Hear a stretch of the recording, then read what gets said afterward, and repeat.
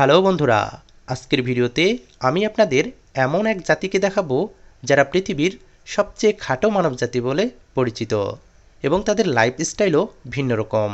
ভিডিওটি অনেক বেশি ইন্টারেস্টিং এবং তথ্যবহুল, তাই ভিডিওটি শেষ পর্যন্ত দেখুন এবং ভিডিওটাতে একটা লাইক দিয়ে চ্যানেলটি সাবস্ক্রাইব করে রাখুন।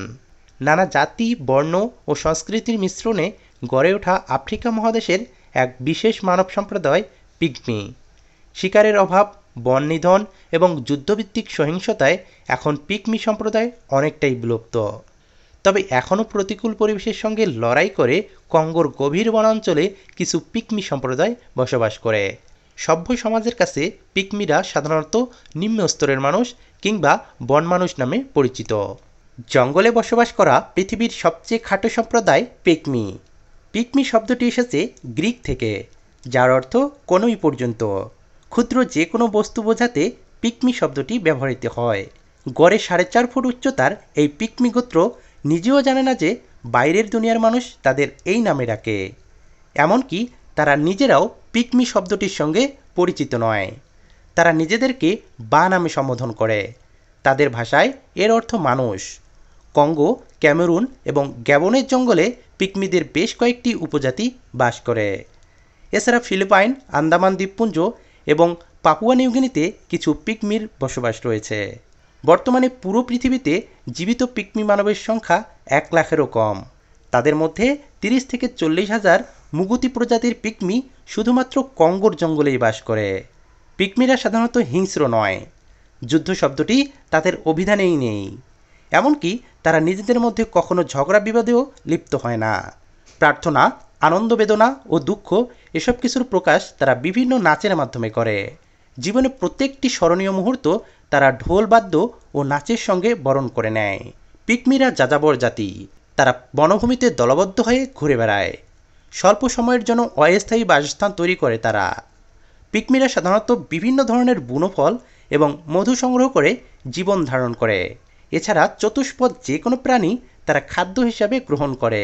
প্রতিটি পিগমি দলের দলপতি সবকিছু নিয়ন্ত্রণ করেন। তাদের জীবিকার অন্যতম এবং প্রধান উপায় হল শিকার। প্রতিটি শিকারের আগে দলপ্রধান বিভিন্ন ধরনের মন্ত্র পড়ে দেবতাদের সন্তুষ্টি এবং অমঙ্গল থেকে মুক্তির আশায় প্রার্থনা করেন। পিগমি নারী পুরুষ উভয়েই বন্যপশু শিকারে অত্যন্ত দক্ষ। তারা অনেক দূর থেকে শিকারের গন্ধ পায় এবং পায়ের চিহ্ন দেখে শিকারের আকার ও বয়স ধরে ফেলতে পারে। বৈচিত্র্যময় গান ও নাচ পিগমি সংস্কৃতির অন্যতম বৈশিষ্ট্য। প্রায় প্রতিটি উৎসব এবং শিকারের আগে এবং পরে তারা গান ও নৃত্য করে। নানাবিধ ঢোলের বিচিত্র তাল এবং বিচিত্র সুরের সঙ্গীতে আয়োজিত এই নাচে শিশু কিশোর থেকে বৃদ্ধ সবাই অংশগ্রহণ করে। পিগমিরা অতিমাত্রায় কুসংস্কারাচ্ছন্ন। প্রতিটি দলে একজন ওঝার নেতৃত্বে পিগমিরা তাদের ধর্মীয় অনুষ্ঠান পালন করে। পিগমিরা এমন সব কাজ এড়িয়ে চলে যে সকল কাজে দেবতাদের অসন্তুষ্ট হওয়ার সম্ভাবনা থাকে।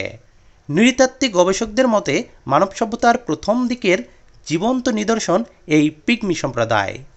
সভ্য সমাজের আলো না দেখা এই সম্প্রদায়ের চলাফেরা এবং আচার অনুষ্ঠান যেন লাখো শতাব্দী আগের মানুষদের আচরণকেই প্রতিফলিত করে। দীর্ঘ সময় ধরে টিকে থাকা এই সমাজ আজ বিলুপ্তির পথে। পৃথিবী জুড়ে শান্তির বাণী প্রচার করা কয়েকটি দেশই প্রত্যক্ষ এবং পরোক্ষভাবে তাদের বিলুপ্তির কারণ। ইতালি, জাপান এবং পর্তুগিজ বিভিন্ন কাঠভিত্তিক কয়েকটি বড় বড় প্রতিষ্ঠান প্রতিনিয়ত কাঠ কেটে আফ্রিকার বনজ পরিবেশ ধ্বংস করছে। এতে প্রত্যক্ষভাবে ধ্বংস হচ্ছে পিগমিদের বসবাস উপযোগী বনভূমি। জায়গা সংকুলান না হওয়ায় ক্রমশ কমে যাচ্ছে তাদের বিচরণ ক্ষেত্র, কমে যাচ্ছে শিকার এবং বাসস্থান সংকট। কয়েকটি প্রতিবেদনে উঠে এসেছে কঙ্গোর সৈন্যরা জঙ্গলে পিগমিদের শিকার করে তাদের মাংস ভক্ষণ করে। 8-10টি প্রাণীর মতো পিগমিরাও মাথা নত করছে এই মানব আগ্রাসনের কাছে। বাসস্থান ধ্বংস এবং পিগমি নারী এবং শিশুদের প্রতি এসব অত্যাচার যেন মানবাধিকার অনুমোদিত, তাই তাদের জন্য নেই কোনো আইন বা বিচার পাবার অধিকার। কেমন লাগলো এই পিগমি জাতিদের জীবন ইতিহাস তা অবশ্যই কমেন্ট বক্সে জানাবেন। আপনার আশেপাশে কি এমন মানুষ আছে যারা আকারে দেখতে অনেক ছোট, এবং আপনার ওই জায়গায় এই ছোট মানুষদের কি বলে ডাকে তা অবশ্যই কমেন্ট বক্সে লিখবেন। ভালো থাকবেন, সুস্থ থাকবেন। দেখা হবে পরবর্তীতে ইন্টারেস্টিং কোনো ভিডিওতে। ধন্যবাদ।